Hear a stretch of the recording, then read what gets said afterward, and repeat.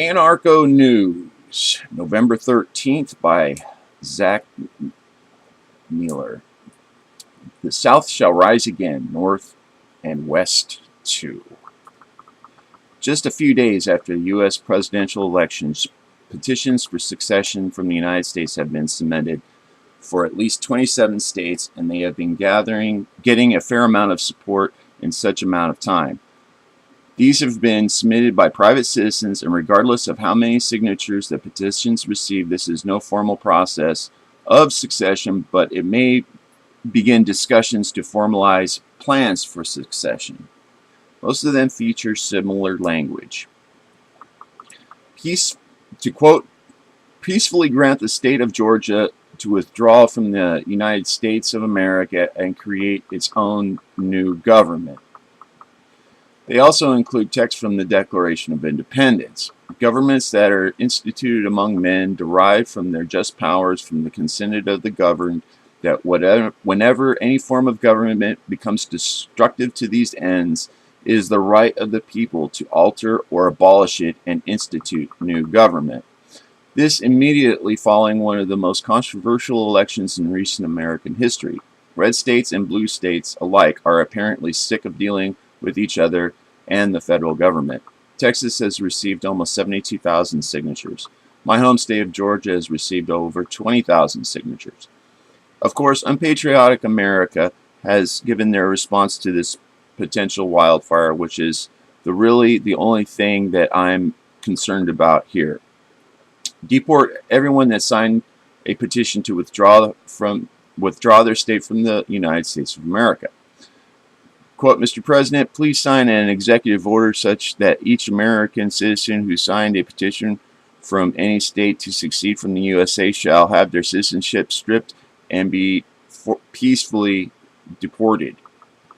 Obviously, none of these constitute actual legislative motions. We might as well link this page with the White House Twitter feed. Like I said, though, with these petitions receiving so much support in such a short amount of time, it might be possible to open the political forum up again.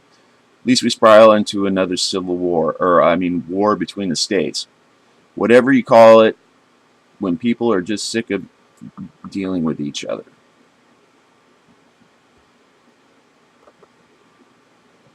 So what is it that you think about this secessionist movement? I mean, it obviously we are not being represented by the powers that be, and it would be good for us to institute another form of government. But doesn't your state already have a government?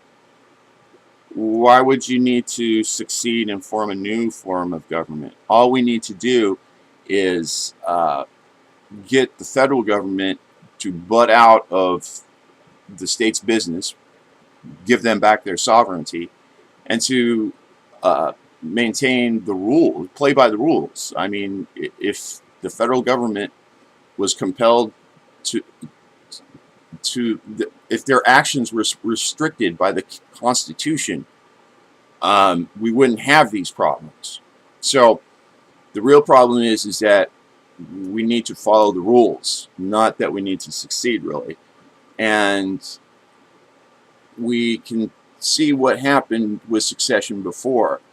And if we think that this is going to be some kind of peaceful process where we're just going to be able to leave the United States, like some of those comments, those silly comments. I mean, and that's one thing. I mean, the Constitution gives us all United States citizenship, but at the same time, it kind of nullified your state citizenship because, personally, I refer to myself as a citizen of the Republic of California, and so until we reestablish our sovereignty and start saying no to some of these onerous federal mandates, and states start reestablishing their 10th Amendment rights for themselves and the people, I think this sovereignty movement is pretty much a moot thing, and actually is rather dangerous, especially if we haven't exhausted the constitutional means such as impeachment and the law. I mean, we can take these people to court. I mean, that was proved very well with the O.J. Simpson case. They were not able to convict him in a criminal law. However, they were able to take him to court and get him convicted in a civil court. So we have to try this. We must try all legal remedies. We must try maybe even some external remedies, from the UN or something like that.